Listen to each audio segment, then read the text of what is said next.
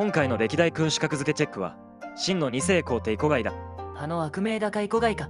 そう、始皇帝が樹立した大帝国をわずか3年余りで跡形もなく壊してしまった二世皇帝古外だ。何百年もかけて成し遂げた天下統一、天下のさまざまな新しい仕組み、それを一人で破壊したんだから、よほどひどい皇帝だったんだろうな。二世皇帝古外がひどいやつかどうかというと微妙だな。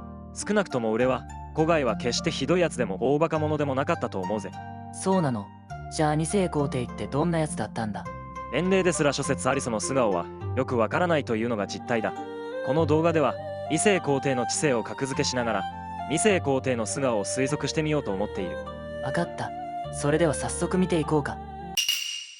二世皇帝は即位のいきさつからして問題だらけだったよね。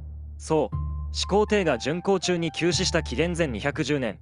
後継者は本来長子の父祖だった。だが長江鳥氏は少々偽造し古外を皇帝に据えた。ここで秦の歯車は大きく狂い始めるぜ。最初からクーデター政権みたいなものか。そうだな。古外は政治経験が乏しく、即位後は長江に全面依存する。まず行われたのが皇族粛清だ。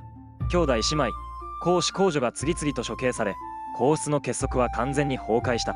悠長皆殺しって、それ統治以前の問題じゃない。その通りだぜ。さらに苛烈な放火統治を強化し、始皇帝時代以上の重税と労役を課した。多忙給や始皇帝領の工事も継続され、民衆の負担は限界を超えた。そこで陳将五皇の乱が起きるわけか。紀元前209年、長髪兵の反乱として始まったが、瞬く間に全国へ拡大する。古外はその鎮圧を将軍召喚に委ねた。召喚は一時的には鎮圧に成功したよね。そう。しかし巨力の戦いで項王が奇跡の大勝利を収めたことで流れが大きく変わった。そして召喚と項王の対峙が長期化しているうちに、咸陽の朝廷、具体的には東証の長江と天戦にいる召喚の間に亀裂が生じ始めた。結果、粛清を恐れた召喚が20万の大軍ごと項王に降伏してしまう。異世皇帝にとっては最悪の展開だね。召喚の投降によって秦の滅亡は決定したようなものだ。この原因を作った長江は自分が二世皇帝に粛清されることを恐れ、先手を取って二世皇帝を殺害する。しかし今度はその長江が皇族の一人、紫英に殺害されてしまう。もう勝手に自滅してるや。そうこうしているうちに劉邦が都咸陽に進軍してきたので、紫英は戦わずして降伏。これが秦の滅亡だ。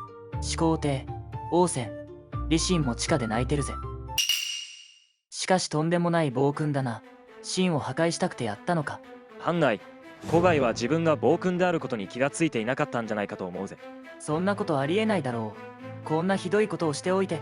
これを説明するために司書から伺える古外の素顔を見てみよう。50歳で崩御した始皇帝には安氏だけでに10人前後の子がいたと考えられているが、古外はその中の末っ子。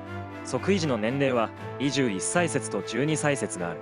始皇帝の年齢と古外が末っ子であることを考えて、ここでは古外12歳説を取りたい。古外は始皇帝の息子の中で一番可愛がられていて、始皇帝の最後の巡行に王子の中でただ一人随行できたんだよね。あの始皇帝も最も可愛がったということは、利発な子供だったと考えるのが自然なんじゃないかと思うぜ。とはいえ、12歳であの偉大な始皇帝から大帝国を引き継ぐというのは大変なプレッシャーだったんじゃないか。その通りだ。正当な後継者でなかったこともあり、古外も内心は戦々恐々としていただろう。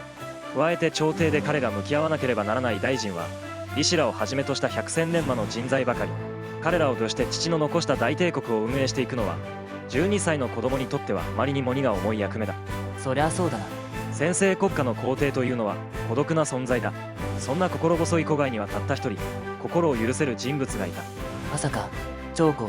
その通り、当時の時から自分に密かに法律を教えてくれた先生長江だ。唯一の心を許せるのがよりによって長江だなんて。そしてこの時の長江のアドバイスが古外に刺さるんだ。長江はこう言った。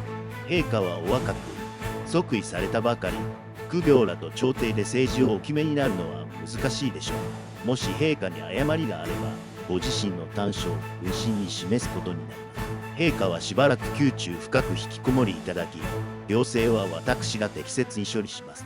こうすれば天下は陛下を聖主と仰びたたえましょう。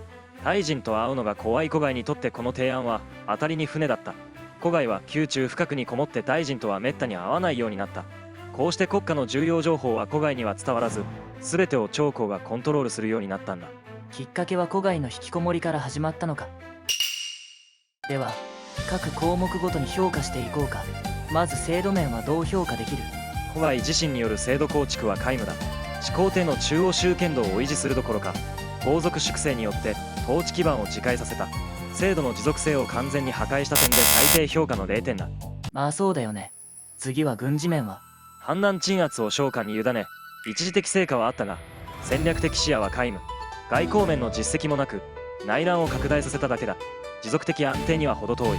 巨力の戦いまでは勝ち続けていたが、最後は全軍壊滅。ということで2点だ。次は経済民生運営。